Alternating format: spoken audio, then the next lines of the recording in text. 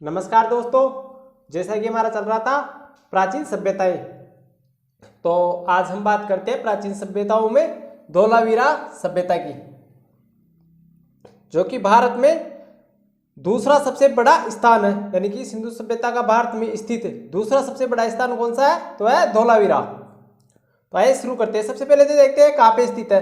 तो धोलावीरा स्थित है गुजरात में। यहाँ पे आपको मैप में दिख रहा होगा, यहाँ पे ये गुजरात है हमारा। गुजरात में भचाऊ तालुक स्थान है, एक भचाऊ तालुक स्थान पर स्थित है ये कौन? धोलावीरा सभ्यता।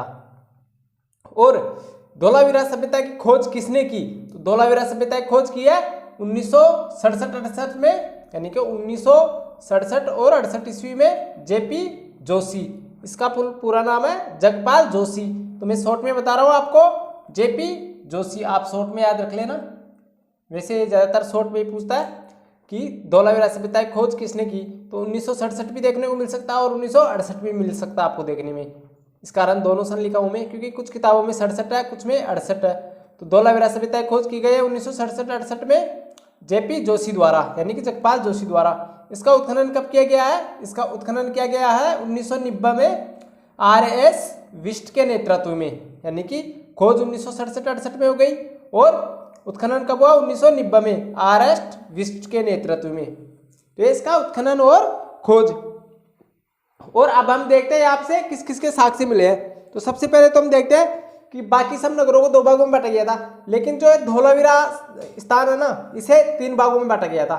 यानी कि यहाँ पे जो यहाँ के लोग रहते थे ना, वो 3 भागों में, नगर को 3 भागों में बांटा गया था। यहाँ पे सबसे पहले तो ऊपर को आपको मिलता है ऐसे, यानी कि यहाँ पे दिख रहा होगा आपको, ऐसे आपको दिखता है एक। सबसे पहले ऊपर में आपको नगर दिखता है। ये मान लो आप नगर है, ये क्या है? ये हमारा नगर है। यानी कि नगर को हम क्या बोलते हैं? दुर्ग है ये हमारा। सबसे ऊपर में दुर्ग, जो कि राजा का स्थान था। सबसे ऊपर में आपको देखने को मिलता था दुर्ग। ये मान लो दुर्ग है। ये क्या है? दुर्ग। आपको समझाने के लिए बता रहा हूं मैं, ये दुर्ग है। फिर इससे निचला स्थान आता है, दुर्ग के बाद में आता है इसके निचला स्थान आता है एक मध्य, जो राजा के पदाधिकारी थे ना, उनके रहने के लिए निचला दुर्ग आता है एक। ये जो निचला नगर है ना, इसमें राजा के पदाधिकारी रहते थे। इसमें कौन रहता था? इसमें रहता था राजा और उसका परिवार। यानी कि इसमें रहता है राजा, फिर इसमें रहते थे राजा के जो पदाधिकारी। कौन रहते थे इसमें? राजा के पदाधिकारी रहते थे इसमें। यानी कि राजा के पदाधिकारी, या आप राजा के अधिकारी भी बोल सकते हो इन्हें। ये रहते थे इसमें। और इसे क्या कहा जाता था? मध्यम नगर। यह मध्यम नगर या मध्य नगर। ओके। इसके बाद में आता है लास्ट का निचला नगर। यह आता है निचला नगर, मान लो। ऐसे 3 भागों में बांटा गया था निचला नगर। यह निचला नगर जो सामान्य लोगों के लिए था। ये सामान्य लोगों के लिए था, सामान्य या फिर सामान्य जनता के लिए था। यानी कि जो बाकी सभ्यता मिली है ना, उन्हें 2 भागों में बांटा गया था, लेकिन जो धोलावीरा सभ्यता है ना, इसे 3 भागों में बांटा गया है। कौन कौन सी में?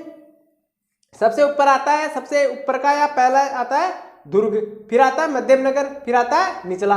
यानी कि सबसे ऊपर का कौन था? दुर्ग। फिर आता है उससे नीचे मध्यम नगर, जिसमें राजा के अधिकारी रहते थे। फिर आता है निचला नगर, यानी कि जो सामान्य लोगों के रहने के लिए होता था ना, उसे कहते हैं निचला नगर।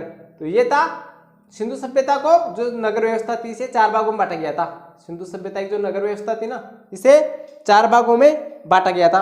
अब देखते हैं यहाँ से किस किस चीज के साक्ष्य मिले। तो एक चीज तो आपको बहुत ही इंपॉर्टेंट है, उसको आपको ध्यान में रखना है कि यहाँ से किस चीज के साक्ष्य मिलते हैं? स्टेडियम के साक्ष्य मिले हैं। यहाँ से किसके मिले हैं? स्टेडियम के साक्ष्य। आप इस चीज को तो लिख ही लेना, क्योंकि ये सबसे इंपॉर्टेंट है।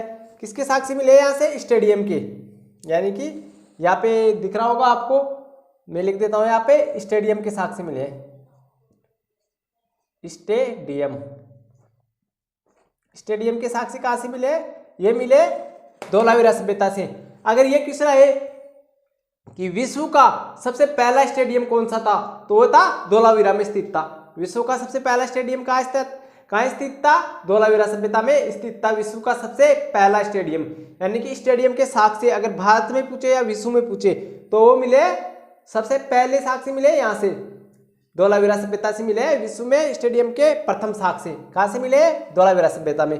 इसके अलावा यहाँ से 16 छोटे छोटे जलाशय भी मिले हैं, या जो 16 छोटे छोटे तालाब भी बोल सकते हैं हम, 16 जलाशय मिले हैं, इन्हें हम तालाब बोल सकते हैं या जलाशय। यानी कि पानी इकट्ठा करने के लिए 16 जलाशय मिले हैं। ये क्या काम आते थे? पानी इकट्ठा करने के काम में आते थे। तो इस कारण हम अनुमान लगा सकते हैं कि उस टाइम पे भी पानी का बहुत महत्व था। यहाँ पे जल संग्रहण का सबसे ज्यादा महत्व था। किसमें? धोलावीरा सभ्यता में।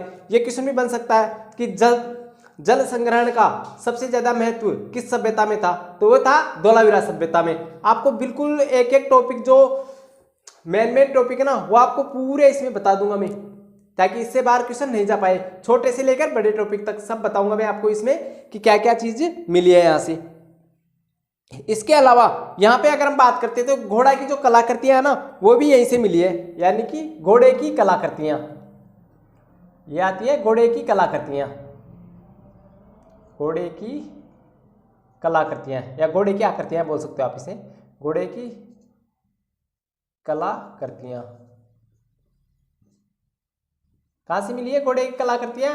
वो मिली है धोलावीरा सभ्यता से। लेकिन क्वेश्चन ये आए कि घोड़े की अस्थियों के अवशेष वो यहाँ से नहीं मिले, वो दूसरी सभ्यता से मिले हैं। वो मिले जो सूतकोत्रा सभ्यता है ना, उससे मिले घोड़े के अवशेष। यानी घोड़े के अस्थियों के अवशेष कहाँ से मिले? सूतकोत्रा सभ्यता से। लेकिन यहाँ से क्या मिले? यहाँ से मिले घोड़े की कलाकृतियां। ये क्वेश्चन काफी बार कंफ्यूज कर देता है एग्जाम में। यानी कि एग्जाम में अगर ये क्वेश्चन आता है कि घोड़े की कलाकृतियों के अवशेष किस सभ्यता से मिले, तो बहुत से लोग क्या करते हैं, उसमें सूतकोत्रा सभ्यता कर दे, यानी कि सूतकोत्रा जो सभ्यता है ना वो कर देते हैं। लेकिन घोड़े की जो कलाकृतियां मिली है ना, वो मिली है धोलावीरा सभ्यता से। घोड़े की कलाकृतियां कहाँ से मिली है? धोलावीरा सभ्यता से। ये क्वेश्चन आपको ध्यान में रखना, क्योंकि ये क्वेश्चन काफी बार पूछ चुका है एग्जाम। क्योंकि एग्जामिनर जो है ना आजकल ऐसे ही क्वेश्चन दे देता है और उसमें कंफ्यूज हो जाते हैं स्टूडेंट। तो ये क्वेश्चन भी आपको ध्यान में रखना है, ये क्वेश्चन आपको ध्यान में। इसके अलावा यहाँ से मतलब जो सिंधु सभ्यता थी ना, उसमें जितने भी नगर मिले ना, सब में जल निकासी की अच्छी व्यवस्था थी। यानी कि जल निकालने, यानी कि जो नगर होता था ना, उसमें से जल निकालने के लिए सबसे अच्छी नाली व्यवस्था थी। नालियां ढकी हुई होती थी, मैंने पिछले वीडियो में बताया था आपको, और उनमें जगह जगह चैम्बर बने हुए होते थे। लेकिन धोलावीरा मात्र एकमात्र ऐसा स्थान है जहां पे नाली व्यवस्था अच्छी नहीं थी या जल निकासी अच्छी नहीं थी। तो आप इसको कैसे लिखोगे? आप इसे ऐसे लिख लेना कि जल निकासी का अभाव, यानी कि यहां पे लिख लो जल निकासी का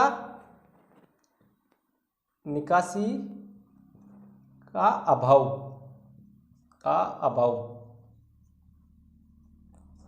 ये लिख लेना जल निकासी का अभाव। कहां पे था ये?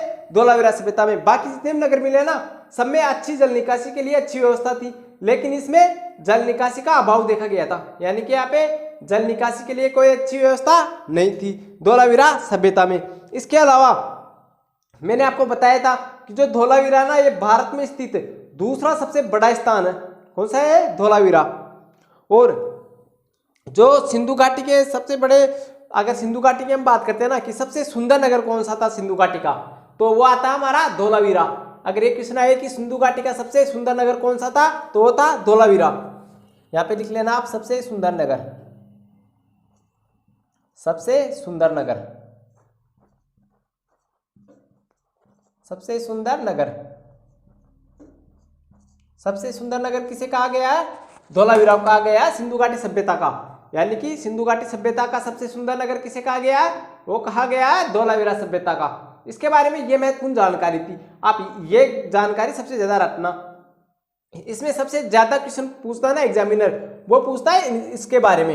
यानी कि सबसे ज्यादा क्वेश्चन इसके बारे में पूछता है। ये जो सिंधु व्यवस्था का नगर था ना, इसे कितने भागों में बांटा गया था?